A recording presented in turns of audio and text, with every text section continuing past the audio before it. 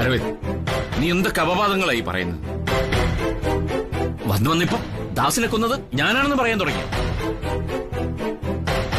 ദാസേട്ടനെ കൊന്നത് അച്ഛനാണെന്നല്ല ഞാൻ പറഞ്ഞത്.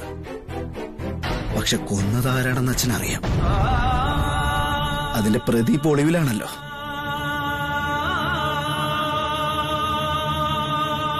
ദാസേട്ടന്റെ കൊലയാളി ഞാനിപ്പോ ഈ പറയാൻ പോകുന്ന കേസിലുണ്ട്.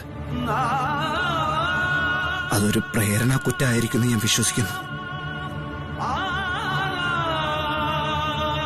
പക്ഷെ കൊല നടത്തിയത് അച്ഛനാ.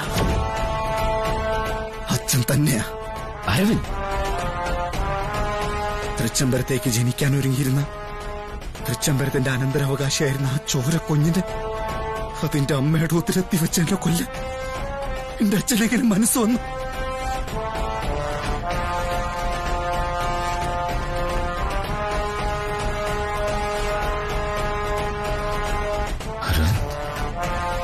നീ എന്താ പറഞ്ഞത്? എനിക്ക് മനസ്സിലായില്ല. കല്യാണിയുടെ ഉദരത്തിൽ ജനിച്ച തൃച്ചംബരത്തെ മൂത്ത മകന്റെ കുഞ്ഞിനെ അതിന്റെ ഒപ്പം തന്നെ കൊന്നു. തൃച്ചംബരത്തെ ശിവരാമകൃഷ്ണൻ.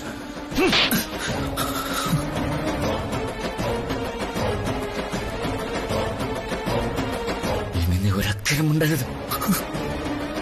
നിനക്കത് സ്വബോധമില്ലതായി. ആരുടെ മുഖത്ത് നോക്കിയ നീ സംസാരിക്കുന്നത് നീ മറന്നുപോയോ? What the hell do you think of me? I'm a killer.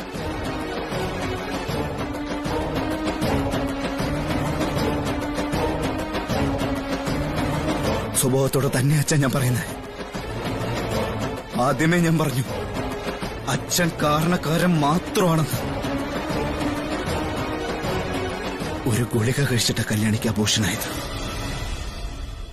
ആ ഗുളിക കല്യാണിക്ക് കൊടുത്തത് അച്ഛനാ.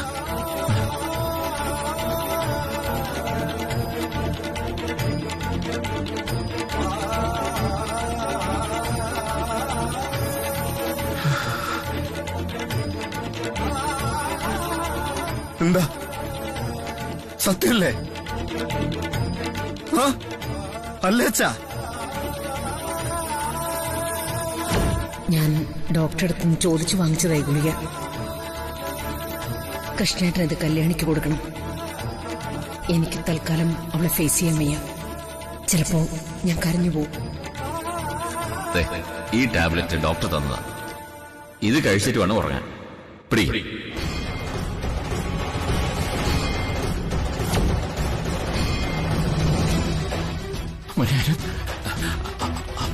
ആ ഗുളിക കല്യാണിക്ക് കൊടുക്കാൻ ഡോക്ടർ തന്നാണെന്ന് പറഞ്ഞ അഖില എന്നെ ഏൽപ്പിച്ചത്. കൊടുത്തത് അച്ഛനല്ലേ? അപ്പൊ എന്റെ അച്ഛൻ തന്നെ കൊലയാളി.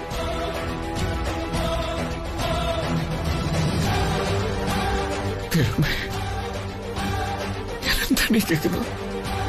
സത്യം.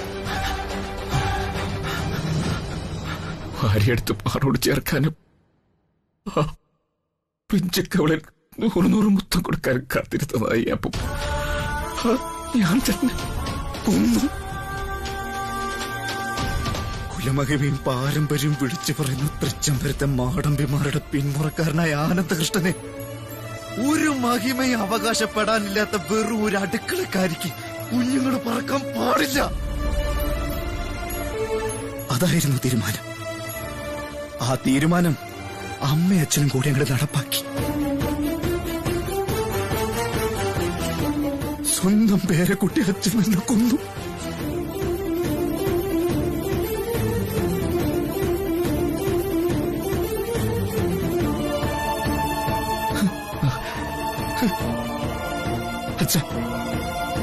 അച്ഛനെ പോലൊരു മനുഷ്യന് ഇനി ജീവിതത്തിലും മനസ്സമാനം കിട്ടില്ല.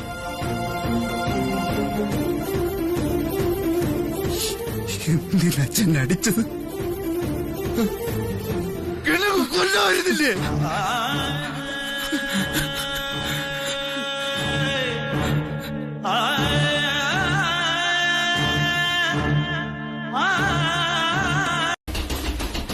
ഇത് ശത്രുക്കളുടെ പകപോക്കലിന്റെ ഭാഗമായിട്ടുണ്ടായിട്ടുള്ള കേസൊന്നും അല്ലല്ലോ. ഈ കേസ് കൊടുത്തിരിക്കുന്നത് തൃച്ചംബരത്തെ മൂത്ത മരുമകളാ.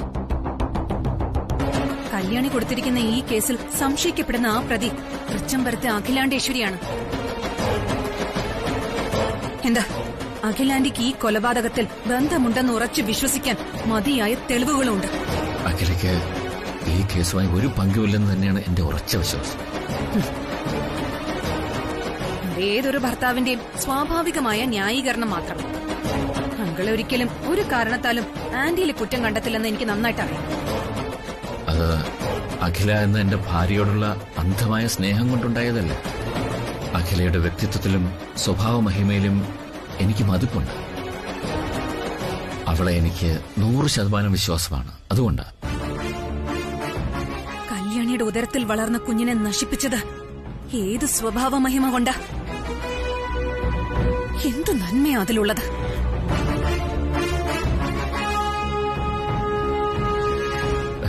അഖില ഇത്രയും നീചമായ ഒരു ക്രൂരകൃത്യം ചെയ്യുമെന്ന് എനിക്ക് വിശ്വസിക്കാൻ പറ്റുന്നില്ല. അവളുടെ മനുഷ്യത്വത്തെക്കുറിച്ചും കാരുണ്യത്തെക്കുറിച്ചും എനിക്കറിയാം. എനിക്ക് മാത്രമേ ഏറെ അറിയാവൂ. ആയിരക്കണക്കിന് പാവങ്ങൾക്ക് അന്നം കൊടുക്കുന്നവളാകില്ല. അത് മറ്റുള്ളവരെ ബോധ്യപ്പെടുത്തി സമൂഹത്തിൽ പ്രശസ്തി നേടാനൊന്നുമല്ല. കാരണം അവൾ ഇടത് കൈ അറിയാതെ വലത് കൈകൊണ്ട് ദാനധർമ്മങ്ങൾ ചെയ്യുന്നത് അകന്നു നിന്ന് കണ്ടിട്ടുള്ളവനാ ഞാൻ. ഏതായാലും ഈ കുടുംബത്തിലുള്ളവർ ഇന്നുവരെ ഇല്ലാത്തൊരു പ്രതിസന്ധി നേരിടുകയാണ്. അത് തരണം ചെയ്യാൻ ശ്രമിക്കുന്നതിനിടയിൽ മോള് പോകരുത്.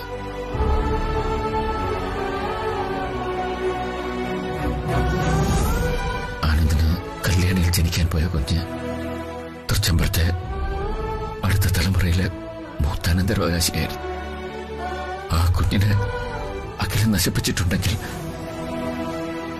എന്തിനവൾ അങ്ങനെ ചെയ്തു എന്ന ചോദ്യത്തിന് ഉത്തരം നൽകാൻ അഖിലയ്ക്ക് മാത്രമേ കഴിയൂ. അഖില വരട്ടെ.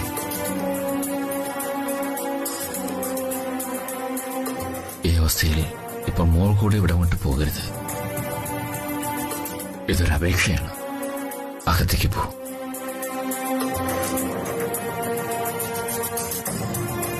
അങ്കിൾ എന്നെ വിളിക്കുന്നത് ആത്മാർത്ഥതയോടാണെങ്കിൽ മോള് എന്നെ അനുസരിക്കും.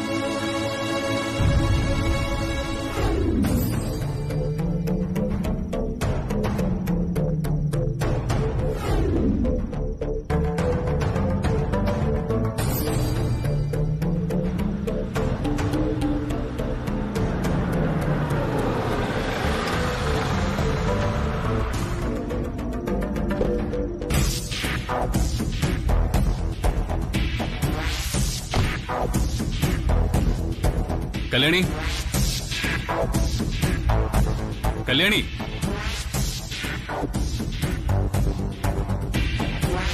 എന്താ വിളിഞ്ഞേ? ദേ തിരക്കി പിടിച്ചെത്തിയിട്ടുണ്ട് അവതാരം. വിലാസിനി ഇളയമ്മ.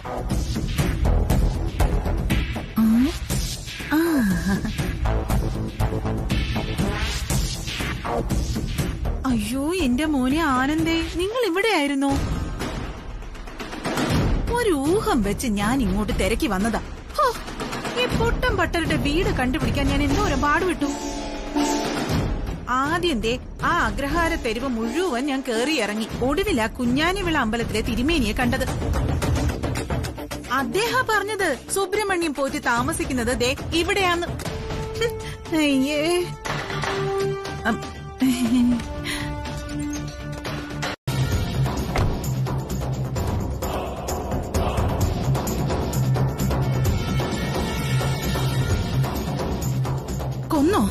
കൊന്നോ എന്റെ അഖിലേച്ചിയെ. എടി, നിനക്ക് നേരെ പല തവണ തോക്ക് ചൂണ്ടിയിട്ടും കൊല്ലാതെ വിട്ടതല്ലേ എന്റെ ചേച്ചി. ആന്റി, എന്നിട്ടും നീയൊക്കെ കൂടി ഇതെനിക്ക് സഹിക്കാവുന്നതിൽ അപ്പുറം. കുടുംബം ഇല്ലാതാക്കണമെന്ന് പറഞ്ഞപ്പോ കൊല്ലൊന്നും ഞാൻ ഒരിക്കലും കരുതിയില്ല. എന്ത് തെറ്റാടി ആ പാവം നിന്നോടൊക്കെ ചെയ്തേ.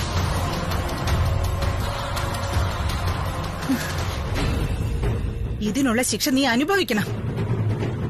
ഞാൻ ഐജിയെ കണ്ടിട്ടാ വരുന്നേ.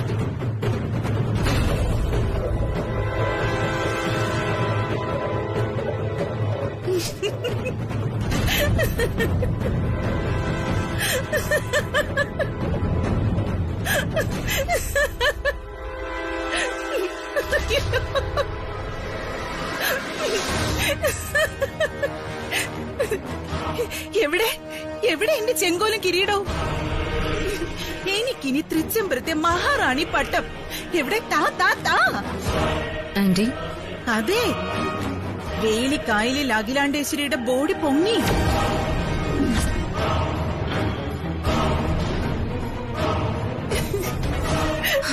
ആന്റി, അയ്യോ, ഞാൻ ഇപ്പൊ അറിഞ്ഞതേ ഉള്ളൂ. ആന്റി എന്തൊക്കെയാ പറയുന്നേ? അഖിലയുടെ ശവം പൊങ്ങിയെന്നോ? ഓ, ഒന്നും അറിയാത്ത പോലെ. ഞാൻ പറഞ്ഞത് സത്യ, പരമമായ സത്യം.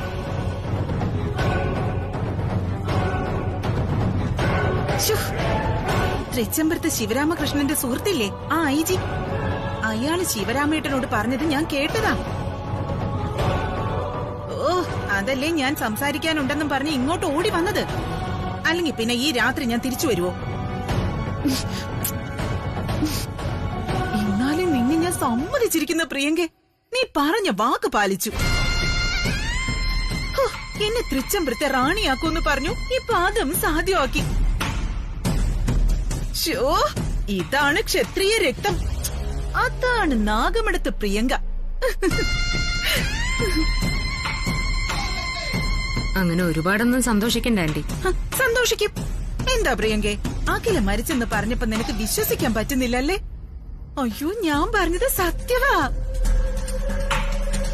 ഓ, ഞാൻ പറഞ്ഞത് സത്യമാ. അഖില മരിച്ചു.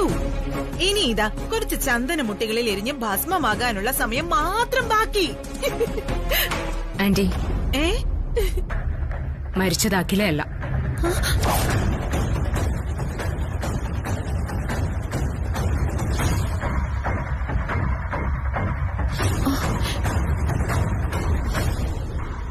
പ്രിയങ്കെ, അതെ, മരിച്ചത് അഖിലയുടെ മുഖമുള്ള രാജരാജേശ്വരിയാണ്. ഒരേ മുഖമുള്ള 2 പേരിൽ ഒരാൾ. പ്രിയങ്കെ, നീ വെറുതെ തമാശ. രാജരാജേശ്വരിയാണ് മരിച്ചത് പോലും. തമാശയല്ല, സത്യം. ആന്റി പലപ്പോഴും എന്റെ വീട്ടിൽ വെച്ച് അഖിലെ കണ്ടുവെന്ന് പറഞ്ഞിട്ടില്ലേ? ആ,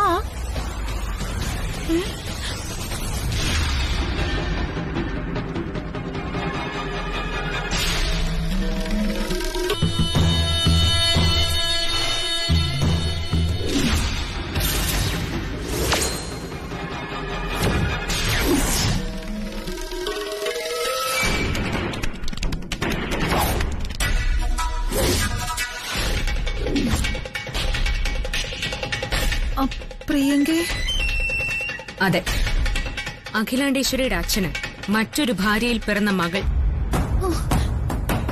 രാജരാജേശ്വരി. തൃച്ചംബരത്തോടുള്ള അവരുടെ പക തീർക്കാൻ കൂട്ടുപിടിച്ചതാ നാഗമടത്തുകാരായ ഞങ്ങളെ.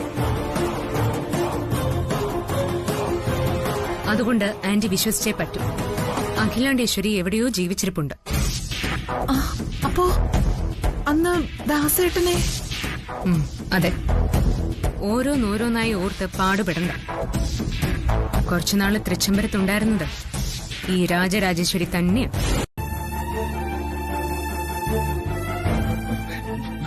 ഞാൻ പറയുന്നതിലപ്പുറമൊന്നും ഈ വീട്ടിൽ നടക്കില്ല. എപ്പോ തോന്നി അഖില നിന്റെ അമ്മയാണെന്ന്?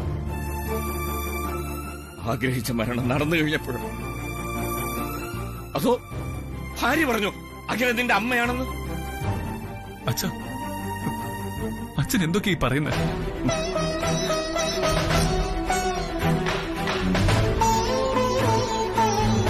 ഞാൻ പറയുന്നത് നിനക്ക് മനസ്സിലാകാതെ വന്നിട്ട് കുറച്ചു നാളായി. കല്യാണം കഴിഞ്ഞിട്ട് 10-20 വർഷമായിട്ടും തലേണ മന്ത്രം എന്താണെന്ന് എനിക്കിതുവരെ അറിയില്ല.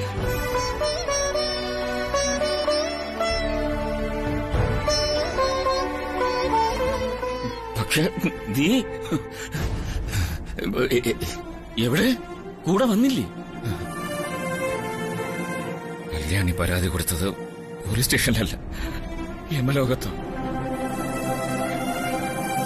അവളുടെ പരാതി യമലോകം സ്വീകരിച്ചു. എന്റെ അഖിലെ അറസ്റ്റ് ചെയ്ത് കൊണ്ടുപോയി.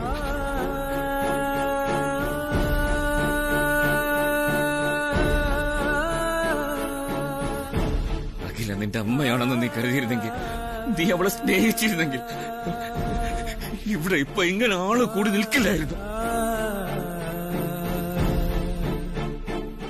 അഖില അവളുടെ ഉദരത്തിലും പിന്നീട് ഹൃദയത്തിലും സൂക്ഷിച്ച് നിനക്ക് അവൾ ഒറ്റമ്മയാണെന്ന് തോന്നിയിരുന്നെങ്കിൽ നീ നിന്റെ ഭാര്യയും കൂടെ അവൾക്കെതിരെ കേസ് കൊടുക്കുമായിരുന്നു.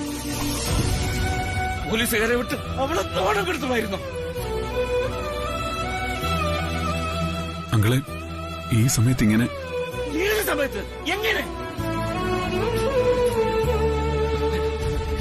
ഇത്രയും നാളെ ഞാൻ അവർക്ക് വേണ്ടിയിട്ടാ ജീവിച്ചത്, അവർക്ക് വേണ്ടിയിട്ടാ ഞാൻ അഖിലയോട് വാദിച്ചത്. പക്ഷെ ഇപ്പോഴെങ്കിലും ഈ സമയത്തെങ്കിലും എനിക്ക് അവളുടെ പക്ഷത്ത് നിൽക്കണം. അഖില എന്നെക്കാളേറെ സ്നേഹിച്ചത് ഇവനെ. അവളിവനെ അമ്മ മകനായിട്ടാ വളർത്തിയത്. പക്ഷെ ഇവൻ വളർന്നപ്പോ ഒരു കാമുകനായി മാറുകയായിരുന്നു. കാമുകിയുടെ കഴുത്ത് താലി കെട്ടിയപ്പോ അവൻ അമ്മയെ മറന്നു. എല്ലാത്തിനെയും അവന്റെ കൂടെ നിന്ന് ഞാൻ വെറും വിട്ടി കോമാണ്. അച്ഛാ,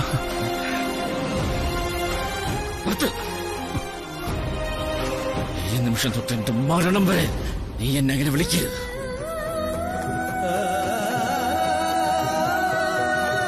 കിരീട മൃതശരീരം കാണാനാണ് ഇപ്പോൾ ഇവിടെ വന്നതെങ്കിൽ അത് നടക്കില്ല. നീ അതിന് ശ്രമിക്കണ്ട. ഞാൻ അതിന് അനുവദിക്കില്ല.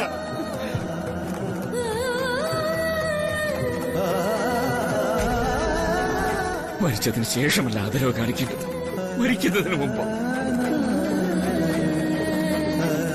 നിന്റെ ദൃഷ്ടി അവളുടെ മൃതശരീരത്തിന്റെ മുഖത്ത് പതിഞ്ഞ അവളുടെ ആത്മാവത് പോകില്ല. എനിക്കറിയാവില്ല.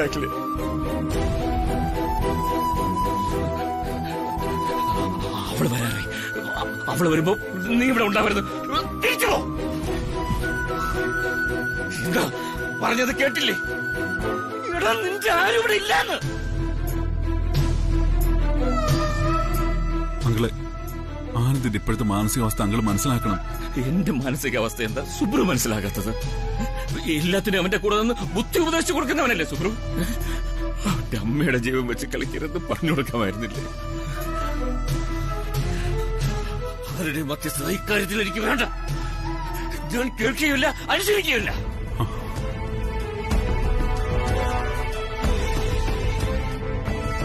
പ്രിയപ്പെട്ടവളെ നഷ്ടപ്പെട്ട് എല്ലാം തളർന്നു നിൽക്കുന്ന ഒരു മനുഷ്യനാണ് ഞാൻ.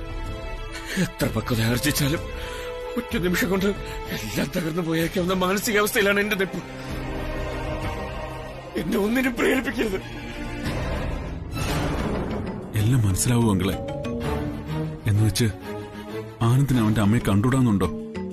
കാണണ്ട, കാണണ്ടെന്ന് വെച്ചാ കാണണ്ട.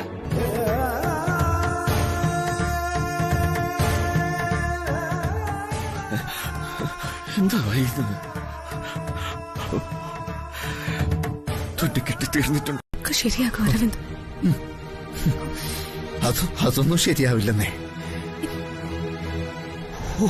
ഓരോന്നായിട്ട് ഇങ്ങനെ അവസാനിക്കാം. കുഞ്ഞ്, ചിതയൊക്കെ ഒരുങ്ങിക്കഴിഞ്ഞു. ഇനിയിപ്പോ വരട്ടെ, ഞാൻ പറയാം. ശരി. അരവിന്ദ്, ഞാൻ പറഞ്ഞില്ലേ, പോസ്റ്റ്മോർട്ടം ചെയ്ത ബോഡി ഇനിയും വൈകിയ. നന്ദന, ഒരു അരമണിക്കൂർ കൂടി അകത്തേക്ക് പോ.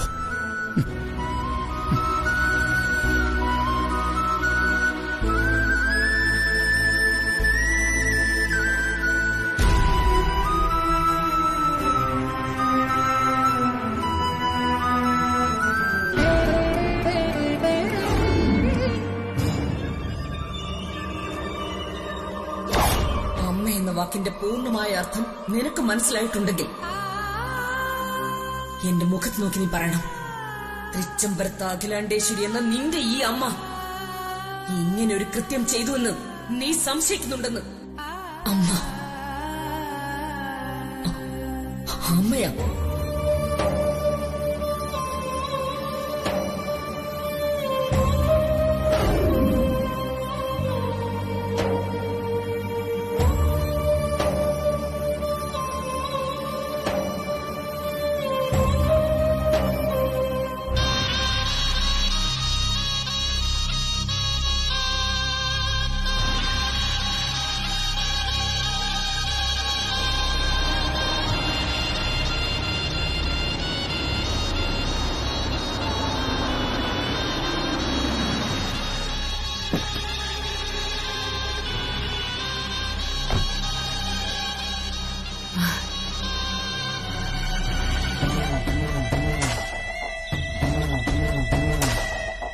എന്താ പ്രിയങ്കയെ മുഖത്ത് ചന്ദ്രബിംബം ഉദിച്ചതുപോലെ ഒരു തെളിച്ചം? സന്തോഷം ഉണ്ടാവാതിരിക്കോ ശ്രീയേട്ട? മുഖ്യശത്രു പടനിലത്തിലുണ്ടെങ്കിലും ഒരു താൽക്കാലിക ശത്രുവിനെ തന്ത്രപൂർവ്വം കാലുപിരിക്ക് അയക്കാൻ കഴിഞ്ഞില്ലേ? അത് ചെറിയ സന്തോഷം വല്ലതുമാണോ? ഇടയ്ക്ക് വന്നു കയറിയ ഒരു കഥാപാത്രം വളരെ മനോഹരമായി തന്മയത്വത്തോടെ അവരുടെ വേഷം ആടി തകർത്ത് അണിയറയിലേക്ക് മടങ്ങി. മടങ്ങിയതല്ല, നമ്മള് മടക്കി അയച്ചതല്ലേ. മനോഹരമായ ഒരു യാത്രയപ്പ്. എന്നാലും ഞാൻ ആലോചിക്കായിരുന്നു, ഈ രാജരാജേശ്വരിയുടെ ഒരു നക്ഷത്ര ഭാഗ്യേ. മഹാമാളവ്യ യോഗമുള്ള നക്ഷത്രത്തിലാ അവരുടെ ജനനം. തീപ്പെട്ടത് മഹാരാജാക്കന്മാരെ പോലെ ചന്ദനപ്പട്ടടയിൽ മരണശയ്യ. കത്തി അമരുമ്പോഴും ശവം കരിഞ്ഞ ഗന്ധമല്ല, ചന്ദന സുഗന്ധം. പുണ്യം ചെയ്ത ജന്മം അല്ല ശ്രീയേട്ട? ഇതിൽ പരം എന്ത് സൗഭാഗ്യം അവർക്ക് കിട്ടാനുള്ളത്?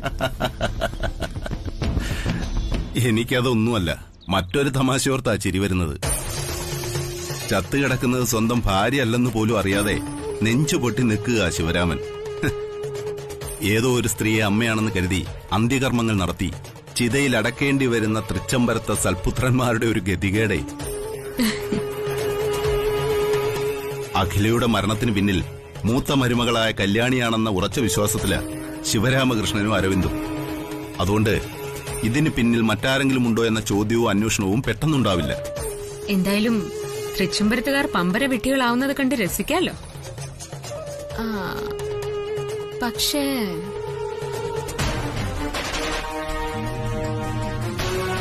എന്താ പ്രിയങ്കെ പെട്ടെന്ന് നിന്റെ മുഖത്തെ ആ അമ്പിളിവട്ടം മാഞ്ഞത്? കാർമുകിൽ വന്ന് മറഞ്ഞതാണോ? കവിത ചൊല്ലി രസിക്കൊന്നും വേണ്ട, എല്ലാം ശാന്തമായി എന്ന് കരുതുകയും വേണ്ട.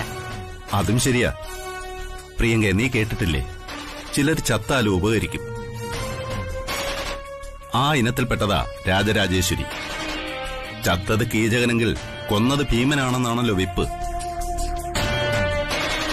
ആ നിലയ്ക്ക് അന്വേഷണം ഇനി നാഗമഠത്തേക്ക് വരുമോ? ഇപ്പൊ ആളില്ലല്ലോ, അതുകൊണ്ട് ധൈര്യമായിട്ട് പറയാം.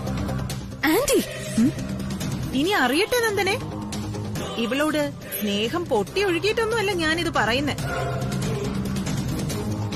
എനിക്കും ഉണ്ട് ഈ പ്രായത്തോടടുക്കുന്ന ഒരു മോള്, അതുകൊണ്ട് പറഞ്ഞു പോകുന്നതാ.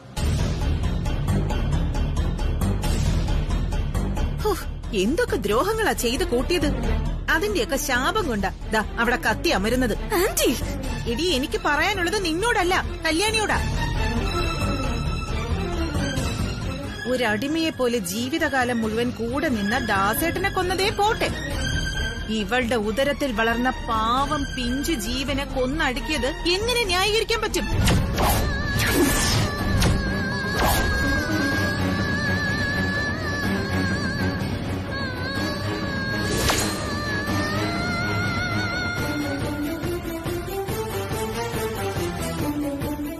കുടുംബത്തിൽ ചാപിള്ള പിറന്ന സർവനാശം എന്നാ ചൊല്ല്. അത് തന്നെയാണല്ലോ ഇവിടെ സംഭവിച്ചിരിക്കുന്നത്. എന്താ പറഞ്ഞത്? സത്യം. നിന്റെ വയറ്റിൽ വളർന്ന കുഞ്ഞിനെ അഖിലേച്ചിയും ശിവരാമേട്ടനും കൂടി ഇല്ലാതാക്കിയെന്ന്.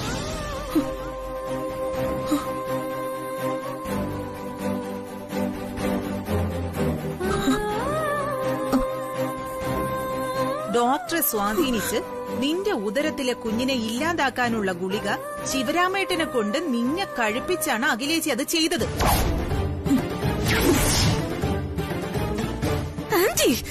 എന്താ ആന്റി? ശിവരാമേട്ടൻ കൂടി അറിഞ്ഞുകൊണ്ട് തന്നെയാ ഇത് ചെയ്തത്.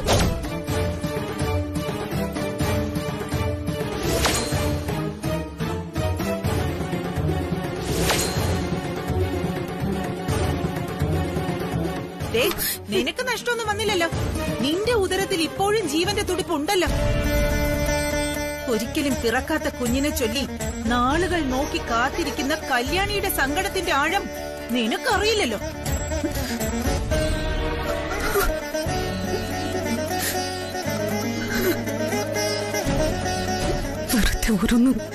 എന്താ വെറുതെ?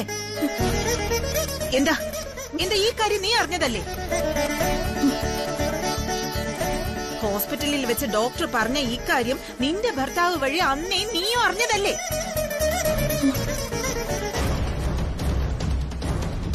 നിനക്ക് ഇവളോട് അല്പമെങ്കിലും സ്നേഹം ഉണ്ടായിരുന്നെങ്കിൽ നിന്റെ പിറക്കാൻ പോകുന്ന കുഞ്ഞിനു കൂടി പട്ടുതൂവാല തുന്നിക്കൊണ്ടുവന്ന നിമിഷത്തെങ്കിലും ഒരു വാക്ക് നിനക്ക് പറയായിരുന്നു ഈ പാവത്തിനോട്.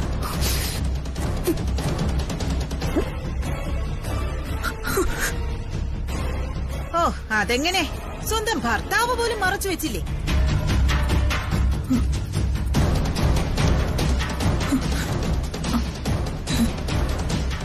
ഇല്ല, ഞാനിത് വിശ്വസിക്കില്ല. എന്റെ കുഞ്ഞിനൊന്നും പറ്റിയിട്ടില്ല.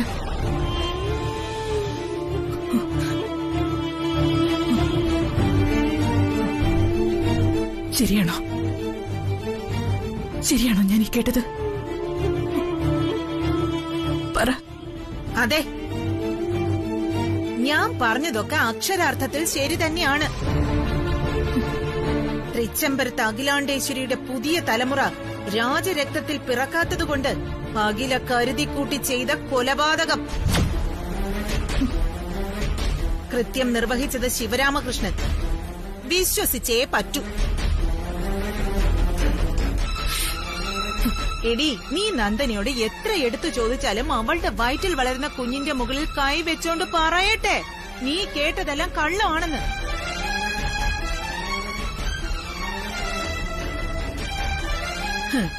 അവക്കൊരിക്കലും പറയാൻ പറ്റില്ല ഞാൻ പറഞ്ഞത് കള്ളമാണെന്ന്. അതിനി അവൾക്കാകുമെങ്കിൽ പറയട്ടെ. എങ്കി ദേ ഈ നിമിഷം നിനക്ക് എന്നെ കൊല്ലാം. പറ. എന്റെ കുഞ്ഞിനെ കൊന്നു എല്ലാരും കൂടി.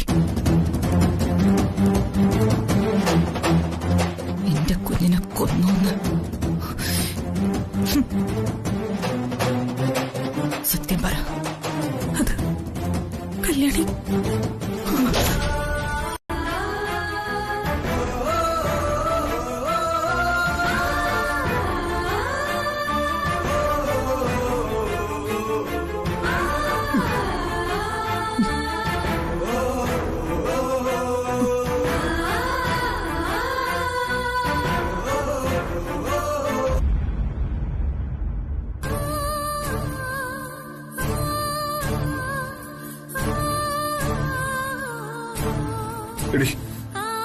ബ്രോയ്ക്ക് കല്യാണി ഇഷ്ടമാണെന്ന് പറഞ്ഞപ്പോ എല്ലാം മറന്ന് എന്റെ അമ്മയെ പോലും മറന്ന് കൂടെ നിന്ന് നടത്തിക്കൊടുത്തവനല്ല ഞാൻ.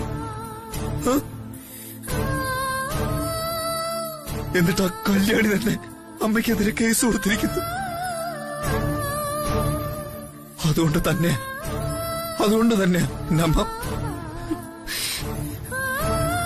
അല്ലെന്ന് നിനക്ക് പറയാൻ പറ്റുമോ?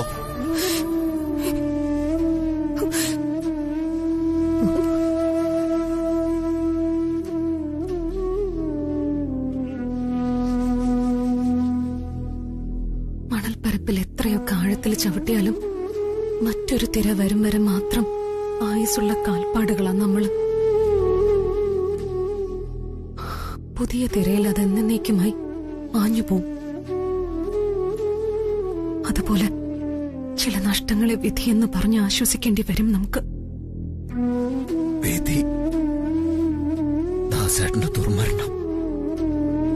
തൃച്ചംബരത്ത് ചാപിള്ളയുടെ മരണം ഇതിന്റെയൊക്കെ ശാപ അനുഭവിക്കുന്ന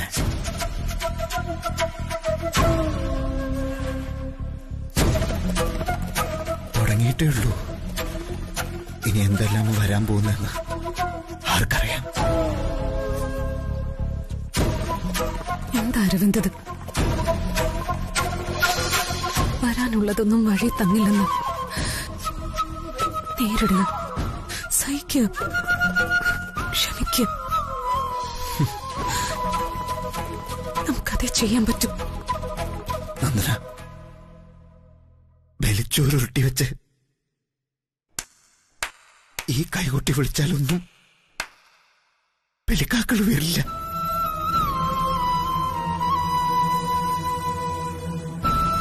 പാപത്തിന്റെ അന്നം രുചിക്കാൻ വേലിക്കാക്കകൾ വരെ മടിക്കും.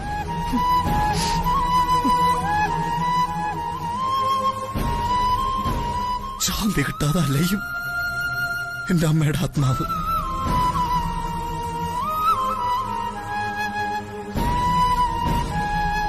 എടീ, സ്നേഹിക്കാൻ അറിയാം, പക്ഷെ അമ്മയ്ക്ക് സ്നേഹം അഭിനയിക്കാൻ അറിയില്ലായിരുന്നു.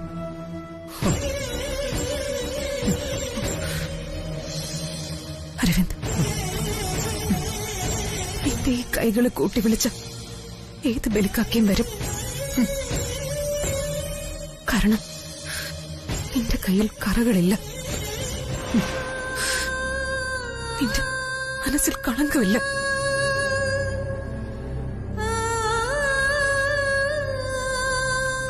കല്യാണിയും ആനന്ദും ആന്റിക്കെതിരായി നിന്നപ്പോ ആന്റിയെ രക്ഷിക്കാൻ അവരുടെ കാല് പിടിച്ചവനാ നീ. അങ്ങനെയുള്ള നിന്റെ മനസ്സ് ആന്റിക്ക് നന്നായിട്ട് അറിയാം.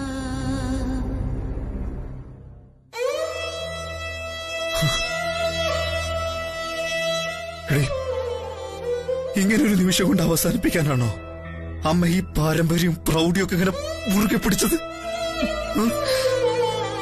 തൃച്ചംബരത്ത് അഖിലാണ്ടേശ്വരി ആത്മഹത്യ ചെയ്യോ?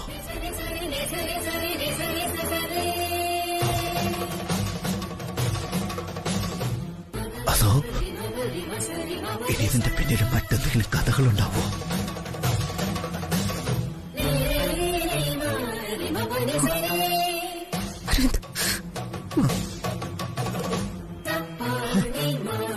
അതല്ല, ബിസിനസ്സിലും നഷ്ടങ്ങൾ നേരിടുമ്പോ അത് നികത്താൻ പല മാർഗങ്ങളുണ്ട്.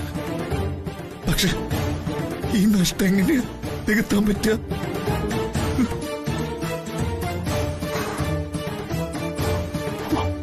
എടീ, നീ കൂടെ ഇല്ലായിരുന്നെങ്കിൽ ഈ നിമിഷം എനിക്ക് ഭ്രാന്ത് പിടിക്കായിരുന്നു.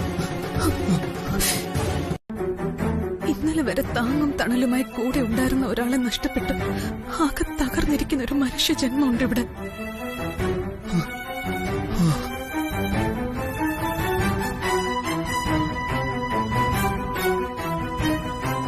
ഇന്നല്ല, ഇനി ഒരിക്കലും സ്വസ്ഥമായി ഉറങ്ങാൻ കഴിയാത്തൊരാള്. അയാൾക്കൊരു അല്പമെങ്കിലും ആശ്വാസം പകരാൻ കഴിയുന്ന ഒരേ ഒരാളേ ഉള്ളൂ ഇവിടെ.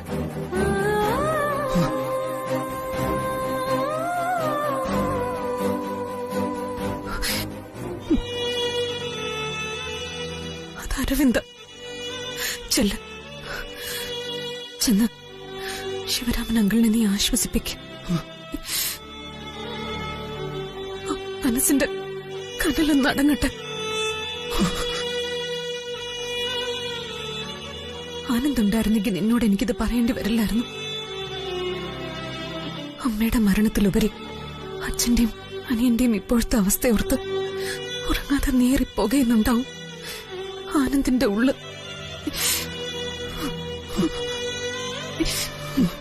ചെല്ല.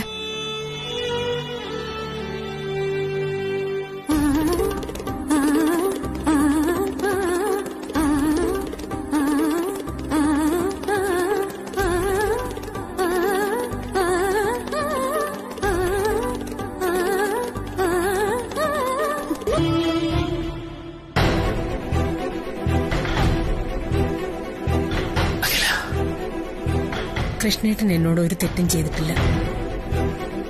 പിന്നെ എന്നെ വിട്ട് നീ എവിടേക്കാ പോയത്? പറയൂ അഖില. കൃഷ്ണേട്ടാ, എനിക്ക് കൃഷ്ണേട്ടനെ വിട്ടിട്ട് എങ്ങോട്ടെങ്കിലും പോവാൻ കഴിയൂ? അങ്ങനെ കൃഷ്ണേട്ടൻ കരുതുന്നുണ്ടോ?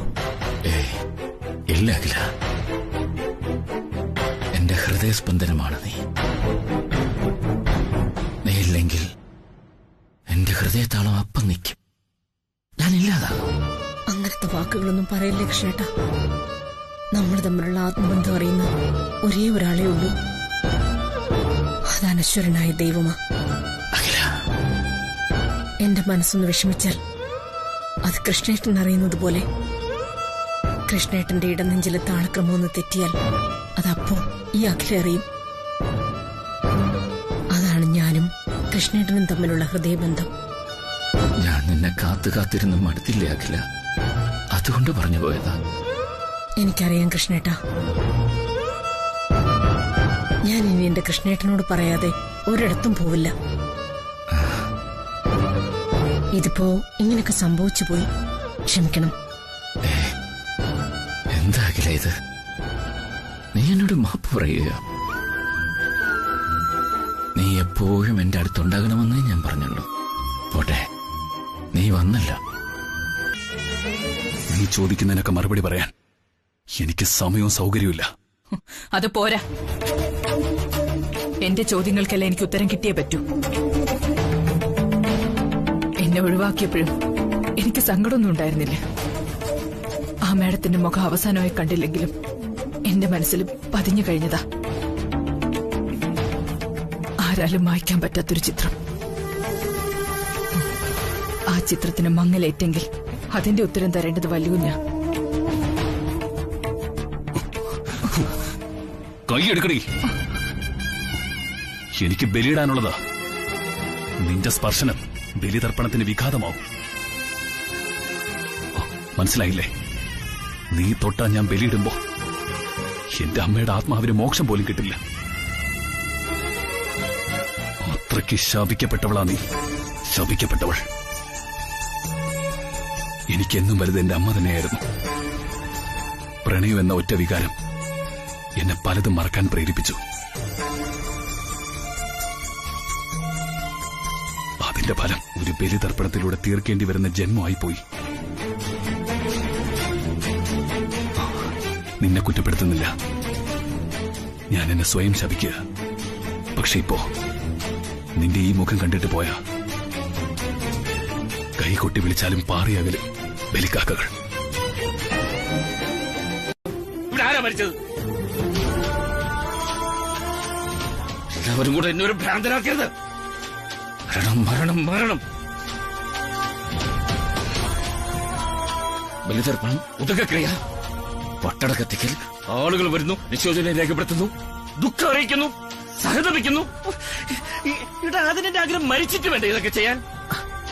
അച്ഛാ, മക്കൾ, അമ്മയെ കൊല്ലാൻ നടക്കുന്ന മക്കളും മരുമക്കളും. എന്റെ അകലെ തൊട്ട് ഒന്നിനെ ഞാൻ വെറുതെ വിടില്ല, പറഞ്ഞേക്കാം.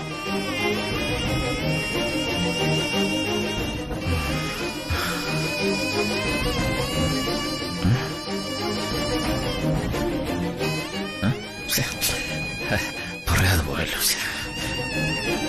ആര്? എടാ, നീ വിളിച്ചിട്ട് അവളെ ഫോണിൽ കിട്ടിയോ? അവൾ എവിടെയായിരുന്നെന്ന് പറഞ്ഞേ?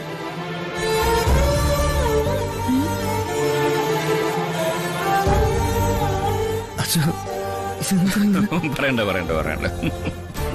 അമ്മയും മോനും കൂടെ സർപ്രൈസ് തരാനിരിക്കുകയായിരിക്കും അല്ലേ? പണ്ടും ഇങ്ങനെയൊക്കെ പലപ്പോഴും സംഭവിച്ചിട്ടുള്ളതല്ലേ?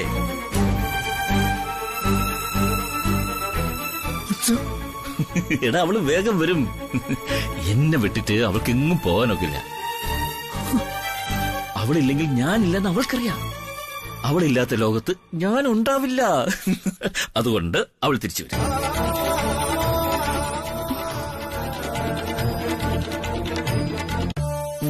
ഞാൻ വിളിച്ചിട്ട് അവൾ ഫോൺ എടുക്കുന്നില്ല.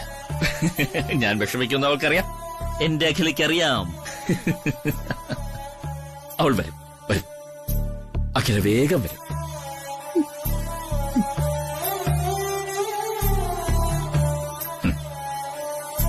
ആരെങ്കിലും കുറച്ചു നേരം കണ്ടില്ലെങ്കിൽ അവർ മരിച്ചതായിട്ട് ഉടനെ അങ്ങ് വിളംബരം ചെയ്യും.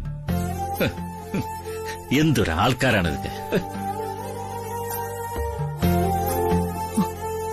വിലാസിനി, വിലാസിനി, എന്തോ ഞാൻ തിരിച്ചു വരുമ്പോ ഇതൊന്നും ഇവിടെ കണ്ടേക്കരുത് പറഞ്ഞേക്കാം.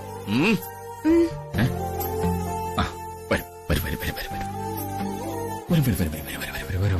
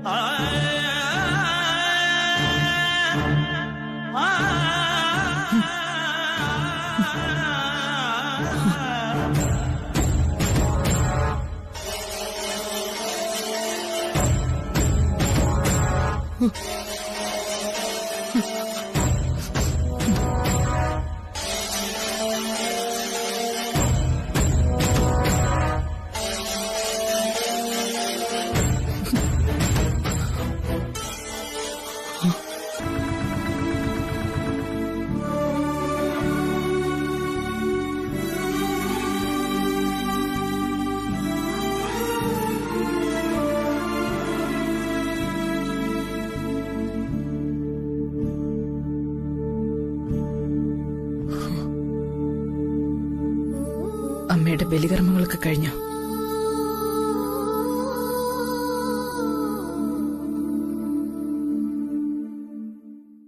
എന്താ നിന്റെ ചോദ്യത്തിലൊരു പരിഹാസം?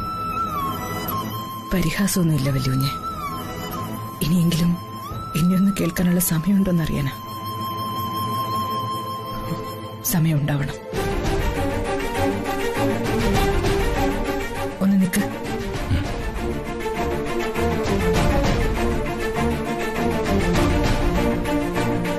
ഇനി എന്താ നിനക്ക് വേണ്ടത്? എന്റെ കൂടെ പോലീസ് സ്റ്റേഷൻ വരെ ഒന്ന് വരണം. ഓ, നിന്റെ അച്ഛനെ കൊന്നത് ആരാണെന്ന് തെളിയിക്കാനാണെങ്കിൽ നീ ചൂണ്ടിക്കാണിച്ച പ്രതി ഇപ്പൊ ഇല്ലല്ലോ.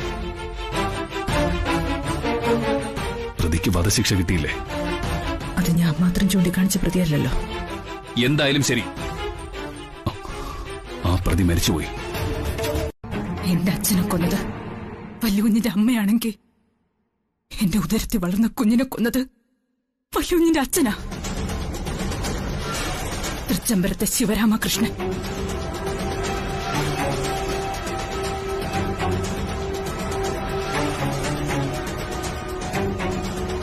അല്ലെന്ന് പറയാമോ? എന്റെ വല്യുഞ്ഞ് പറഞ്ഞ ഞാനത് വിശ്വസിക്കാം.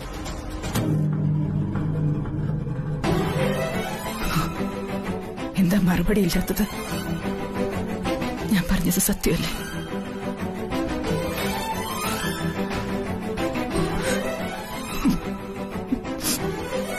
ആരാ ഇപ്പൊ പ്രതികാരം ചെയ്തത്?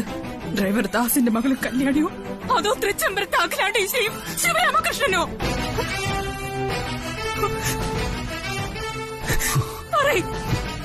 എനിക്ക് മറുപടി കിട്ടണം.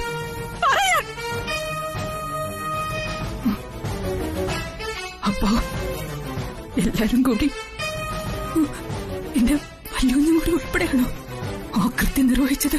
കല്യാണി,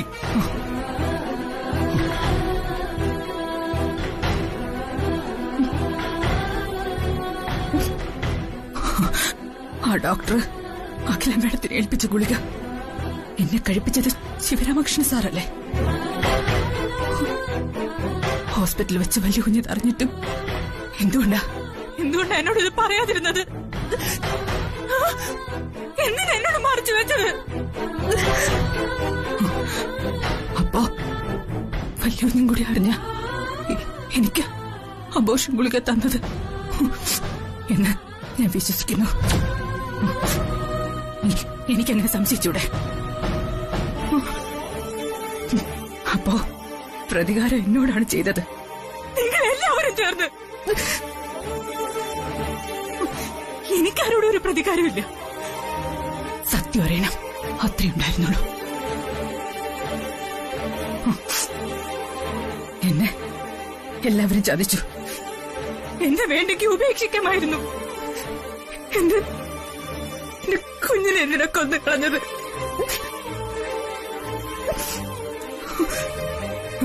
ഞാൻ എവിടെയെങ്കിലും പോയി കൂലിവേല ചെയ്തിട്ടാണെങ്കിലും എന്റെ കുഞ്ഞിനെ ഒറ്റ പോലെ വളർത്തി ജീവിച്ചേനെ.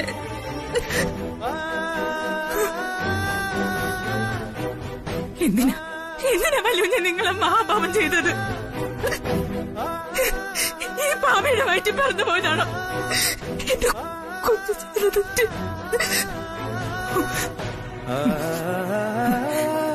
അമ്മയ്ക്ക് ബലിയൂട്ടിട്ട് വന്നതല്ലേ?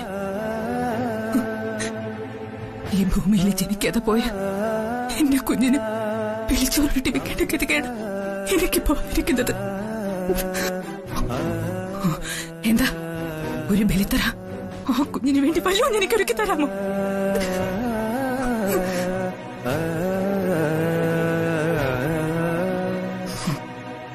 അതിന് ഉത്തരവില്ലല്ലേ? അരവിന്ദ്,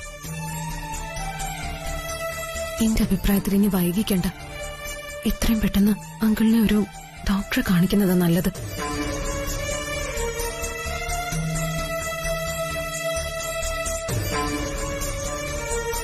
വേറൊന്നും ഉണ്ടാവില്ല അരവിന്ദ്. ശരീരത്തിലെ സോഡിയവും പൊട്ടാസ്യവും കുറയുമ്പോ ഇങ്ങനൊക്കെ സംഭവിക്കും. ഒരുപാട് രോഗത്തിന് മെഡിസിൻ കഴിക്കുന്ന ആളച്ഛൻ. അമ്മയുടെ മരണത്തിൽ നിന്നുണ്ടായ ഷോക്കല്ലേ, അത് മാറും.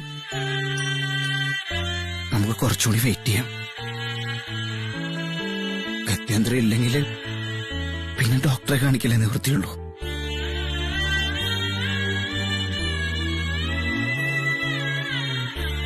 അമ്മയില്ലാത്തൊരു ലോകം അച്ഛനില്ല.